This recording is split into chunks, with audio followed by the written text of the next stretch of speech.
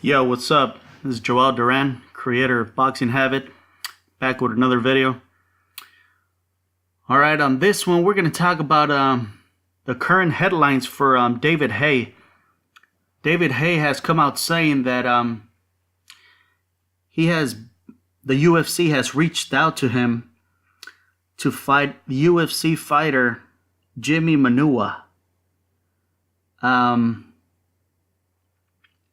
Apparently,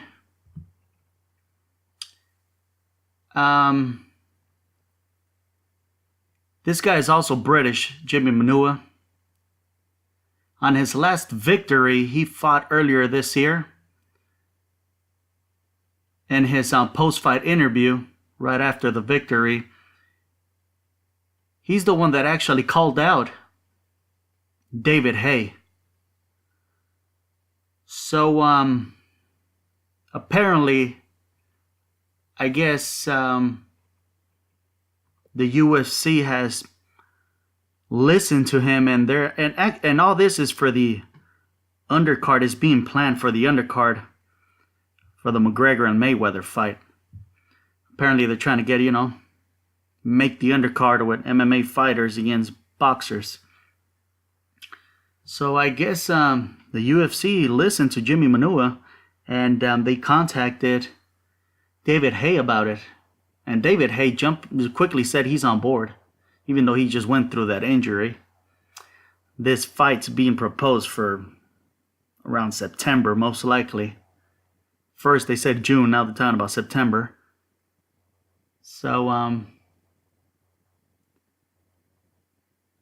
it looks like a bunch of fighters on both sides of UFC and boxing have called out each other.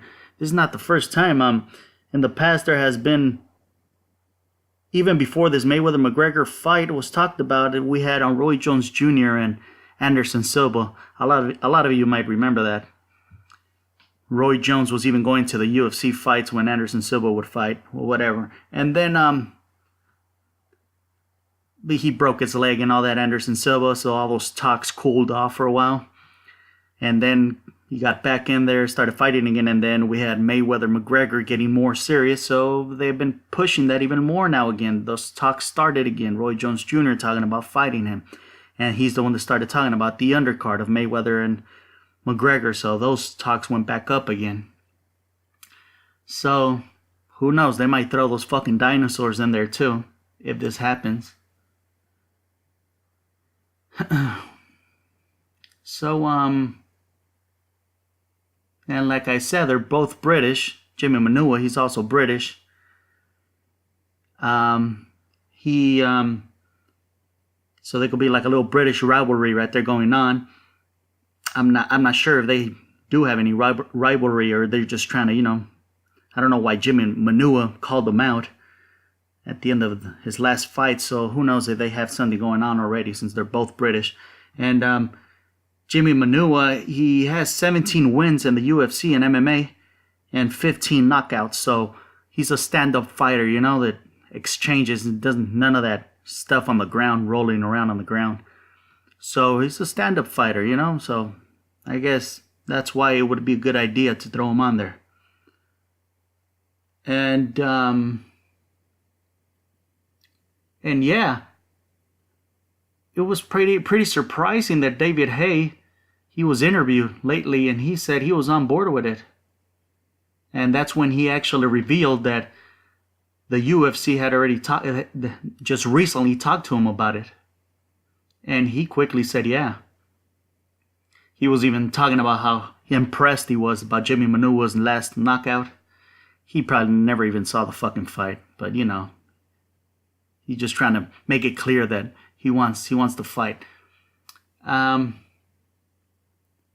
So he said, David Haye also says that he heard from Jimi Manuwa's management and the UFC. He heard from both, offering the fight, see if he would be on board. Yeah, so but the thing is, I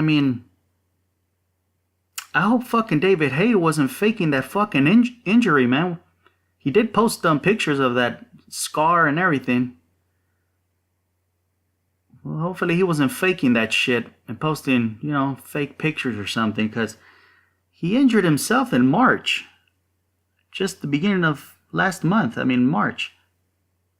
So it was a ruptured Achilles tendon. Usually the recovery time for that is at least 6 months, so you could resume, your activities, full activities. So it's at least 6 months, sometimes longer. And this fight, like I said, is, being talked about for September, especially since Mayweather usually fights in September. That's exactly 6 months from March to September. You would say, well, that's enough time, right? 6 months. No. You have to train before that, obviously. So you're going to need at least a month and a half, or 2 months to train before that. So we're talking about him resuming full activities until at least July. So July and March, that's only 4 months apart right there. He's not going to recover in 4 fucking months unless he was faking, unless, he gets caught on a lie, just like fucking Pacquiao. When they caught him playing basketball, and supposedly he had that fucking rotator cuff surgery that they said it would take about 9 months to recover, and he was already fucking playing basketball a couple of months after that supposedly surgery. So, and that's when he came up with that weak ass fucking excuse, the salt water and praying to God is what healed me. Get the fuck out of here. That was so lame.